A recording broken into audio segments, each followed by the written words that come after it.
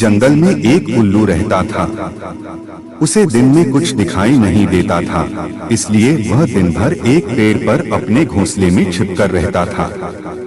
सिर्फ रात होने पर ही वह भोजन के लिए बाहर निकलता था। एक बार की बात के गर्मियों का मौसम था। दोपहर का समय था और बहुत तेज धूप थी। तभी कहीं से एक बंदर आया और वह उल्लू के घोंसले वाले पेड़ पर आकर बैठ गया।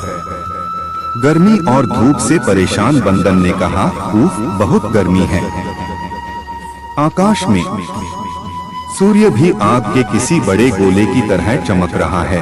बंदर की बात को उल्लू ने भी सुन लिया। उससे रहा नहीं गया और बीच में ही बोल पड़ा, यह तुम झूठ कह रहे हो। सूर्य नहीं, बल्कि अगर चंद्रमा के चमकने की बात कहते तो मैं इसे सच मान लेता। बंदर बोला, भला दिन में चंद्रमा कैसे चमक सकता है? वह तो रात में चमकता है और यह दिन का समय है, तो दिन में सूर्य ही चमकेगा। यही कारण है कि सूर्य की तेज रोशनी की वजह से बहुत ज्यादा गर्मी हो रही है। उस बंदर ने उल्लू को अपनी बात समझाने का बहुत प्रयास किया कि दिन में सूरज ही चमकता है, चंद्रमा नहीं। लेकिन उल्लू भी अपनी ही जिद पर अड़ा था।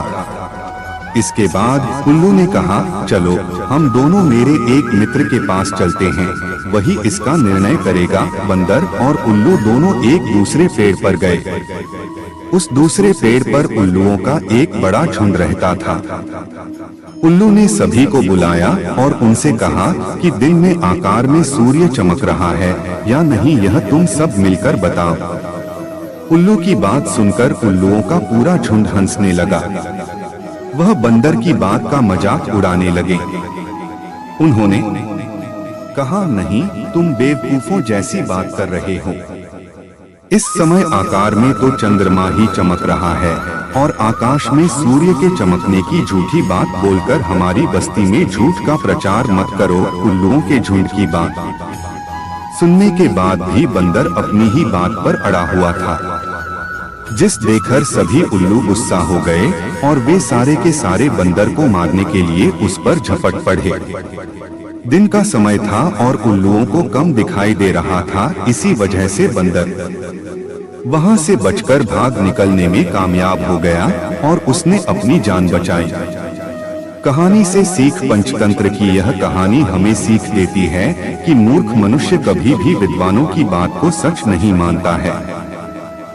ऐसे मूर्ख लोग अपने बहुमत से सत्य को भी असत्य साबित कर सकते हैं।